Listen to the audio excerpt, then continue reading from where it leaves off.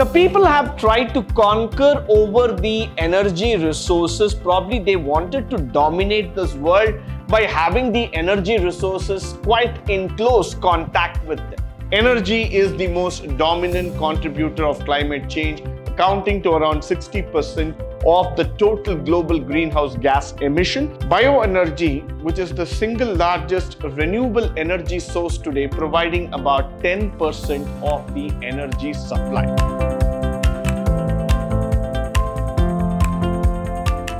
Good morning and welcome to the first session in Chapter 4, Unit 4, second semester, B.Ca, Sustainable Development, where we are going to speak about renewable and non-renewable resources in respect to the Sustainable Development Goals. Now, what has been a challenge for us to understand is that the lack of access to energy supplies and transformation systems, which is a constraint to the human and the economic development.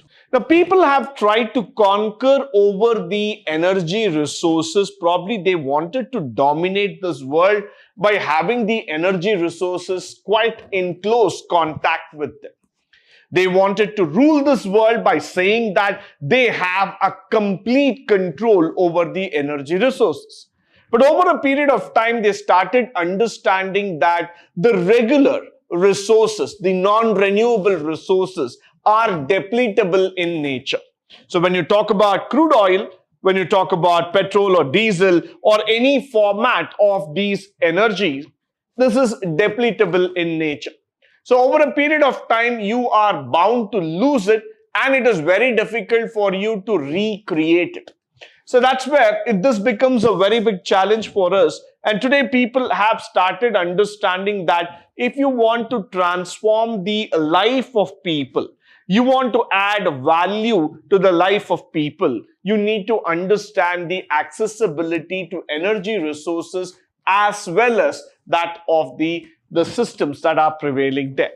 Now, when you start thinking about this, the environment provides us an option, both renewable and non-renewable energy sources like the solar, wind power or the hydropower, geothermal, biofuels, natural gas, coal, petroleum and uranium. So we have a lot of options here, but we stick to few options. The reason is that that's common, that's accessible, that's affordable, and that's what the world believes as a common format of energy. Now, whenever we talk about big words like uranium or probably the geothermal factors, we're not much into it because we have not discovered resources into that sector. But we are very, very common and familiar with the word called as petroleum, coal, and the natural gas, because these are the things that are spoken about in our day-to-day life. Now, moving forward, when we start thinking about the increased use of fossil fuels without the action to mitigate greenhouse gases would be a very big challenge for the global climate changes implications. What we have been doing is that we have gone forward and we have burnt almost every single fossil fuel that is available to us. Why? Because we believe that the fossil fuels are the immediate source of energy supply and we have been burning it out as far as possible. So that burning of the fossil fuels has made us understand very clearly the implications, the efficiency factor, and that has already created an impact on this entire global energy factors. Now, when you see that the energy efficiency and increase of renewable resources contribute to the climate mitigation and disaster risk reduction factors, maintaining and protecting the ecosystems allow using or further developing of hydropower sources of electricity and bioenergy. Now, the long run focus for us, or rather when I talk about the futuristic belief of what we are intending to do in the coming years, is that we want to maintain energy efficiency. We want to see that the usage of any of these values, let it be petroleum, let it be electricity or any other forms or factors, we want to see that they are able to give us a better source of return in terms of efficiency and also in terms of growth. So over a period of time, what is very interesting for us to see is that hydropower or electricity generation, or even probably when we talk about coal, gas, or usage of any other factors, are needed, no doubt about it. But then if you maintain it, you protect it properly, automatically that can help you to increase the efficiency and also maintain a balance between the human beings and the ecological system. So this is what we are looking into. That's very, very important for all of us. And this is what we are trying to understand in terms of our growth factors. Now, the fact that we need to understand for today is that 3 billion people rely on wood, coal, and charcoal, or animal waste, or cooking and heating. Energy is the most dominant contributor of climate change, accounting to around 60% of the total global greenhouse gas emission. And since 1919, global emissions of carbon dioxide have gone up more by 46%. So we have some alarming statistics here, which is actually trying to make us understand what has been the serious implications across the globe. Now you can see that if the world population is roughly about 8 billion people, and let's say that out of the 8 billion people, 3 billion people rely on wood, which means to say that that's quite close to almost 50%, but not 50%. Let me just put it around at 40-45% of people rely on wood, coal, and charcoal. Now, this is a very, very big factor. That means we have been constantly chopping down the trees and the greener segment as far as possible. Why? Because man has always felt the need for the fossil fuels to be removed as far as possible, the natural wealth for his survival. Followed by energy is the dominant contributor. Why? Because 60% of the greenhouse gas contributing comes out from this particular energy. So they are the people, or they are the sector rather, which contribute to the greater amount in terms of the greenhouse gas emissions, which do cause some harm to the environment. Followed by, since 1990, global emissions of carbon dioxide have increased more than 46%. And this is quite natural. We can't say no to it. Why? Because this is how things have gone ahead over a period of time. We have been constantly trying to do something, but nevertheless, we have not been able to come up with something really good enough. We have always faced challenges here. Now, the other thing that we are worried about, that we are trying to see here, is that the hydropower, which is the single largest renewable electricity source today, providing about 16% of the world electricity at very, very competitive prices. So definitely, yes, this is the source for us to generate electricity. It dominates the electricity mix in several countries, developed as well as that of the emerging countries altogether. So we are definitely going to speak about this in the coming chapters. Why? Because this is one of the most important things that we have been looking into. Followed by bioenergy, which is the single largest renewable energy source today, providing about 10% of the energy supply. So one side you have the hydropower, which is said to be the most common factor altogether. The other side you have the factors like the bioenergy, which has been contributing as a single largest the renewable factor today. So somewhere down the lane, we are trying to make bioenergy even more efficient so that the renewability factors are going up higher and we will be able to contribute better towards the living conditions.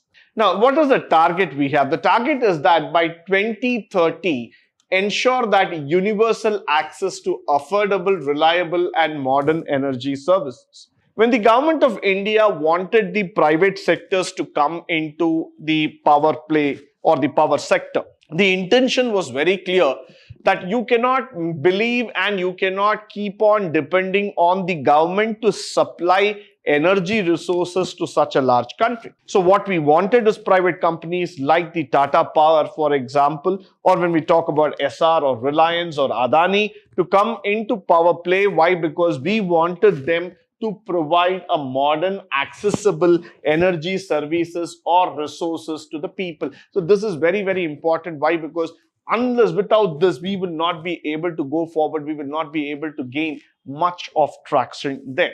Followed by 2030, we also want to double the global efficiency, the improvement rate in terms of the energy efficiency. Why? Because we feel that somewhere down the lane, we need to improve the efficiency to a very great extent. We need to see that how energy can be multiplied in terms of its impact, in terms of its production, in terms of reaching the people, in terms of making it even more acceptable in nature.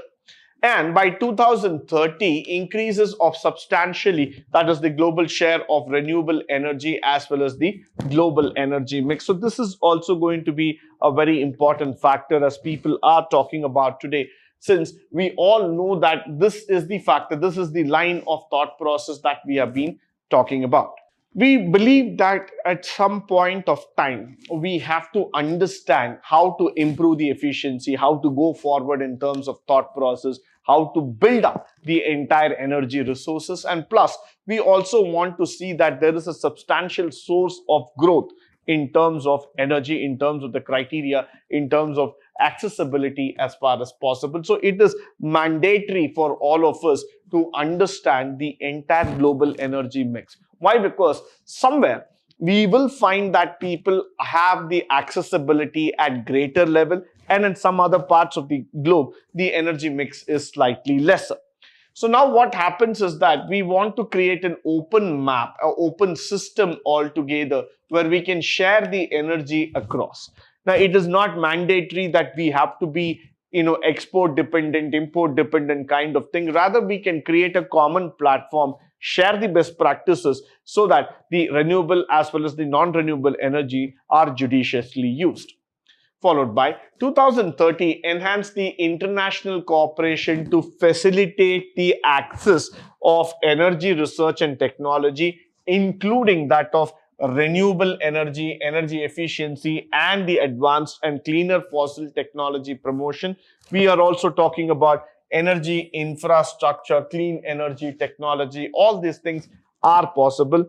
By the factor of 2030, expand the infrastructure and upgrade the technology for supplying sustainable energy services for all developing countries, particularly at least the least developed, that small island, we are developing states, and the landlocked developing countries factors altogether. So that's how we want to see that this becomes more supportive in nature. We are able to create a better resource factor altogether. What we want here is that though the country might be landlocked, though there might be certain geographical factors, but this is mandatory for us that we go forward and create a much more sustainable energy development process, so that over time period, the developed and the developing country, the gap reduces and we are able to create a better energy resource altogether. Now, the next one is renewable, ensuring that universal access to affordable electricity by 2030 means investing in clean energy resources such as solar, wind power, and thermal, adopting for a cost-free standards of wide range of technology. So yes, we want to make electricity predominantly a cheaper source of energy rather than investing too much of money and making it costly for the consumer. So what we want is that at some point of time is that we want to reduce the consumption that is done by the buildings and industry, because 14% is being consumed by them. So we want to find out any alternative means by which we can reduce this factor.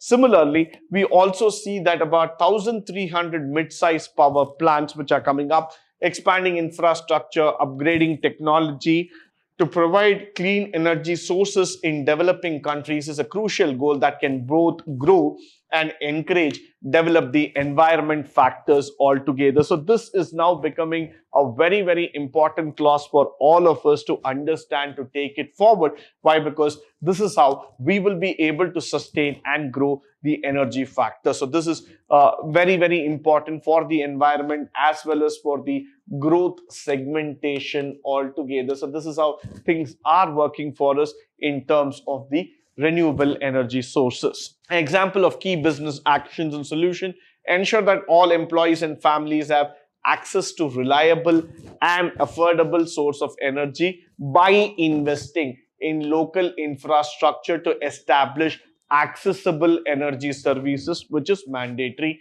Commit to the sourcing 100% of operational electricity needs from the renewable energy sources. Yes, which is coming back in a very big way to all of us. Why? Because we need to understand how we need to commit for the employee success, for the growth altogether.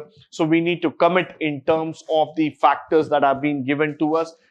Followed by also, when we are talking about this, we also need to see that everybody gets a share of the renewable, non-renewable energy sources, so that everybody will be having an access to the common pool that is being generated. Now, the other thing is that reduce the internal demand for transport by prioritizing the telecommunication incentive list on the energy intensive modes such as train travel over auto and air travel. So what we want to promote is the public transport to a greater extent, rather than people going in for a bigger and luxury cars where they spend a huge amount of money in terms of petrol, and the consumption also goes up. So we want to create much more, mass rapid transport systems which can take people from one end to another. We can connect it. Like yesterday, if most of you might be seeing through the various social medias and platform, there is going to be a speed train, a bullet train that's going to be connecting between Bangalore and Hyderabad in less than 2.5 hours. So what we are trying to do is connect the IT hubs as far as possible. Like this, we want to build in mass transport systems so that we are able to connect people from all centers and make the system even more efficient. Similarly, when we want to invest in R&D related to sustainable energy, which will bring in new technology, new process altogether, and help us to grow very quickly in the market. So this is where we are trying to make the system even more efficient, as that we have discussed now. Now, we are also trying to see that integrate renewable energy into employee benefit package. Yes, this is quite a interesting factor where you can reduce their expenditure and try to promote more on solar electric vehicle investment, as women typically drive much of the energy consumption at the household level. Companies have an opportunity to invest, train women, become more renewable energy entrepreneurs. So this is also possible. What we are trying to do is that we are trying to promote the concept of this, where we can invest, where we can start growing, and we can make the women realize the factor that how they can reduce on the energy factors inside the home.